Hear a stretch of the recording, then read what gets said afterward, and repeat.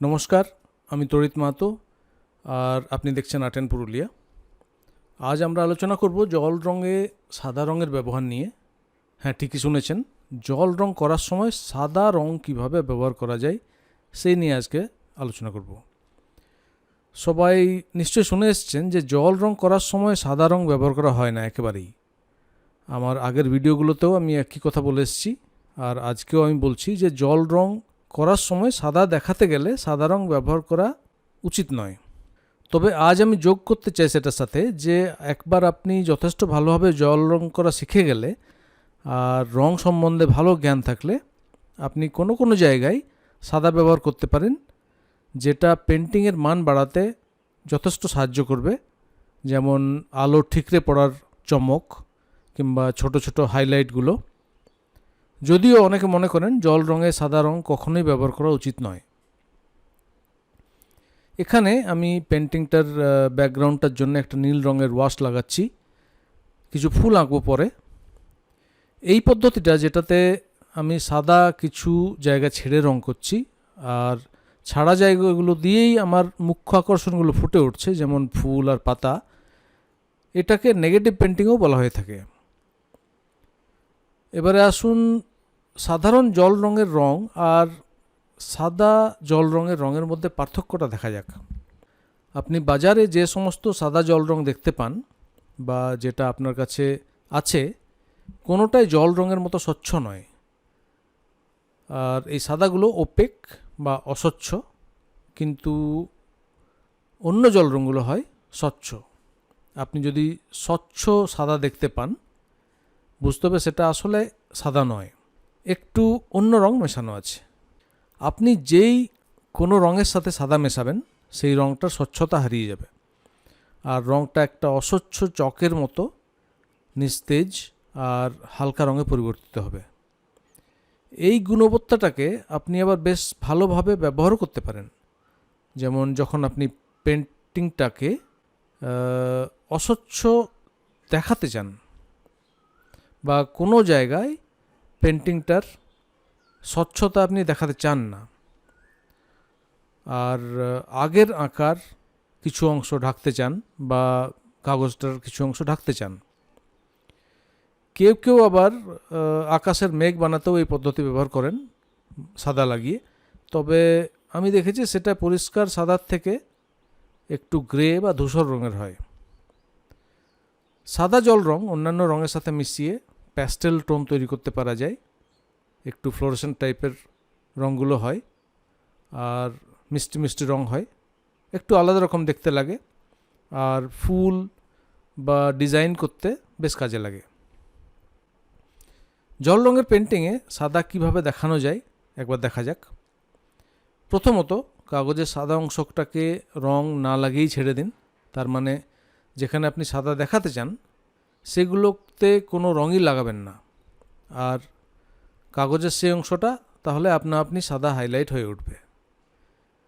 এর জন্য কিন্তু অনেক পরিকল্পনার প্রয়োজন, কারণ আপনাকে মনে রাখতে হবে যে আপনি সাদা কোন জায়গাগুলোতে রাখতে চান, আর সেখানে যেন ভুলবশত কোনো রঙ না লেগে যায়। পরবর্তী বিকল্প, যেটা বেশিরভাগ শিল্পী ব্যবহার করতে পছন্দ করেন, বিশেষ করে ছোট ছোট হাইলাইট দেখাবার জন্যে, সেটা হচ্ছে মাস্কিং ফ্লুইড বা মাস্কিং টেপ। মাস্কিং ফ্লুইডটা হলো একটা তরল রাবার সলিউশন, যেটা আপনি কাগজের সেই জায়গাগুলোতে লাগিয়ে দিতে পারেন যেগুলোতে সাদা দেখাতে চান বা সাদা রাখতে চান। লাগাবার পরে সেটা কিছুক্ষণ পরে শুকিয়ে যাবে, তার উপরে আপনি জল রঙ করতে পারবেন। আর একবার রঙ করা হয়ে গেলে, কাগজটা পুরোপুরি শুকিয়ে গেলে, সেই মাস্কিং ফ্লুইডটা আপনি ধীরে ধীরে আঙুল দিয়ে ঘষে বা একটা রাবার দিয়ে ঘষে উঠিয়ে দিতে পারবেন। তাহলে কী হবে, নিচের কাগজের সাদা অংশটা আবার বেরিয়ে পড়বে। আর মাস্কিং টেপ হচ্ছে এক রকমের টেপ, সেলো টেপের মতো, কিন্তু অনেকটা কাগজের অংশ থাকে। ওটা লাগাবার পরে ওটার উপরে আপনি রঙ করতে পারবেন, আর টেপটা একবার সরিয়ে নিলে নিচের কাগজটা আবার দেখা যাবে। সাইডের বর্ডার লাগাবার সময় বেশিরভাগ সময়ই আমরা মাস্কিং টেপ ব্যবহার করে থাকি, কিন্তু পেন্টিংয়ের মাঝেও আমরা সেটাকে ঠিক আকারের কেটে ব্যবহার করতে পারি। আরেকটা বিকল্প হলো সাদা জল রঙের পেন্ট লাগানো কিংবা গোয়াশ লাগানো। গোয়াশটা হচ্ছে জল রঙের মতনই, অর্থাৎ জল দিয়ে আপনি পাতলা করতে পারবেন আর শুকনো হওয়ার পরেও জল দিয়ে ওটাতে কারেকশন করতে পারা যাবে, কিন্তু ওটা জল রঙের মতো স্বচ্ছ না, ও একটু ক্রিমি আর অস্বচ্ছ হয়, একেবারে ওপেক। অনেকে এটাকে ওপেক ওয়াটার কালারও বলে। আর ফিনিশটা একটু ম্যাটে চকের মতো হয়, তবে হাইলাইটের জন্যে বেশ ভালোভাবে ব্যবহার করতে পারা যায় ওয়াটার কালারের সাথেও। তাছাড়া সাদা অ্যাক্রিলিক পেন্টও ব্যবহার করতে পারা যায় জল রঙের উপরে ছোট হাইলাইট দেখাবার জন্যে, কিন্তু আমি এটার পরামর্শ দেব না, কেননা জল রঙের সাথে অ্যাক্রিলিক ঠিক খাপ খায় না। আর অ্যাক্রিলিক ব্যবহার করার সময় কিছু মনে রাখার বিষয় হলো, যেমন একবার অ্যাক্রিলিক পেন্ট লাগিয়ে দিলে তার উপর আর আপনি জল রঙ করতে পারবেন না, সুতরাং ওটা একেবারে শেষের স্তর হতে হবে। আর দ্বিতীয়ত, অ্যাক্রিলিক পেন্টটা একটু চকচকে ফিনিশ হয়, আর সুতরাং বাকি পেন্টিংটা যখন জল রঙের একটু খাপছাড়া লাগে। কিন্তু দরকার হলে আপনি সাদা অ্যাক্রিলিক কলম ব্যবহার করে ছোট জায়গাগুলো হাইলাইট করতে পারেন। অ্যাক্রিলিকের পাতলা স্তর যোগ করার জন্যে অ্যাক্রিলিক কলম একটা সহজ উপায়। তবে যেহেতু অ্যাক্রিলিক রং জল রঙের সাথে মেশে না, এগুলো শুধুমাত্র শুকনো পেন্টের উপরেই হাইলাইট হিসেবে ব্যবহার করে যেতে পারে পুরোপুরি জল রঙের পেন্টিংটা হয়ে যাওয়ার পরে। আর আপনি যদি সূক্ষ্ম সাদা দাগ দিতে চান, তবে একটা সাদা জেল পেনও বেশ কাজের হতে পারে, ওটা দিয়ে অনেক পাতলা দাগ কাটা যেতে পারে। আসুন এবারে দেখা যাক এমন কি কারণ হতে পারে যার জন্য আপনি সাদা জল রঙ ব্যবহার করতে চাইবেন আর কখন এটা করা উপযুক্ত।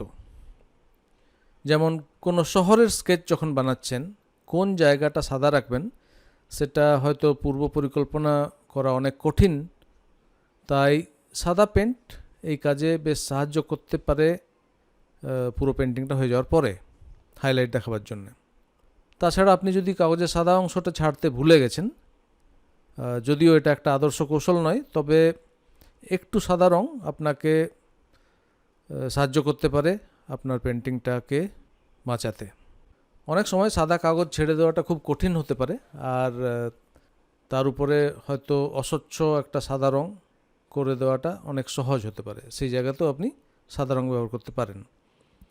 তাছাড়া প্যাস্টেল রং তৈরি করতে সাদা বেশ কাজে লাগে। আপনি যদি লাল, নীল বা হলুদ কিছুর সাথে সাদা রং মেশান, এমনকি সবুজের সাথেও বেশ একটু ফ্লোরেসেন্ট টাইপের রংটা তৈরি হয়, মিষ্টি। এগুলো আপনি রঙিন বিল্ডিং বা ফুল আঁকছেন যখন, তখন বেশ কাজে লাগে। অন্য রঙের মধ্যে সাদা রং যদি মেশান, একেবারে ওয়েট অন ওয়েট, বেশ আকর্ষণীয় প্রভাব তৈরি হয়। আর সাদা ব্যবহার করলে কাগজের পাতার থেকে রঙও তোলা সহজ হয়, আবার গ্র্যানুলেশনের প্রভাবও পাওয়া যায়। স্প্ল্যাটারিং করে বা স্প্রে করে বেশ মজাদার ইফেক্ট দিতে পারা যায়, যেমন সমুদ্রের ঢেউয়ের স্প্রে। তাছাড়া রঙিন কাগজে যদি আপনি পেন্টিং করছেন, তাহলে তো সাদা কাজ লাগবেই। আর সাদা বস্তু আঁকতে, যেমন বরফ বা সাদা হাইলাইট, যেটা হয়তো অন্য কোনো উপায়ে সম্ভব হচ্ছে না, ওই সময়ে সাদা রং বেশ কাজে লাগে।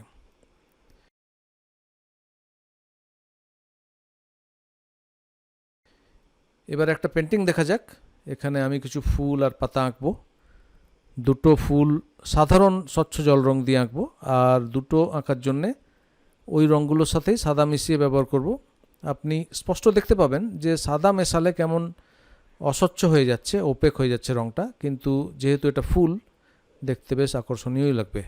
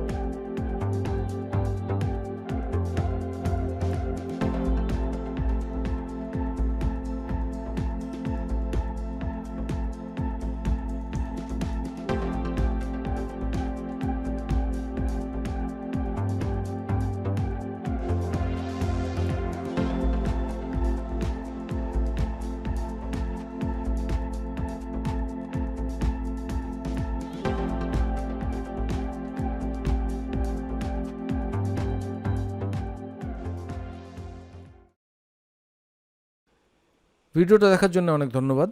আমার চ্যানেলটা যদি সাবস্ক্রাইব না করে থাকেন নিশ্চয়ই সাবস্ক্রাইব করবেন। আর সুস্থ থাকবেন, ভালো থাকবেন। নমস্কার।